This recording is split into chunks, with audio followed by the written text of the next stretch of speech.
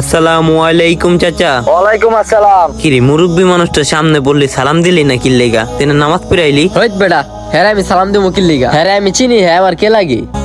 তার উপরে হ্যাঁ আবার রিস্কা আলা। আয় তে দিগায়। এই দেন তারা ডাক্তার সাহেব দেন তো আমার বন্ধুটার কি হইছে? কি সমস্যা উনার?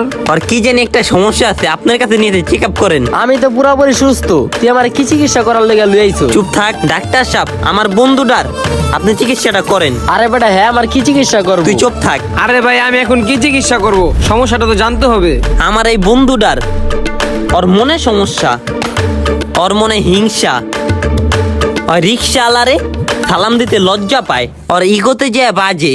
তুই শরীরের দিক দিয়ে যদি সুস্থ থাকস না, তোর মনটা অসুস্থ, তোর মনের চিকিৎসা করার লেগা ডাক্তারের কাছে তোরে লুয়ে আইছি।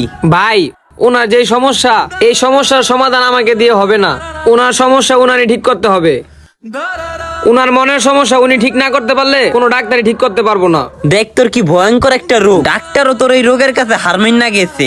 তোর এই রোগটার সমাধান তুই নিজে তাড়াতাড়ি করিস, পরে দেখা যাবো এই রোগের থেকে বড় একটা রোগ ধরা খেয়ে যাব।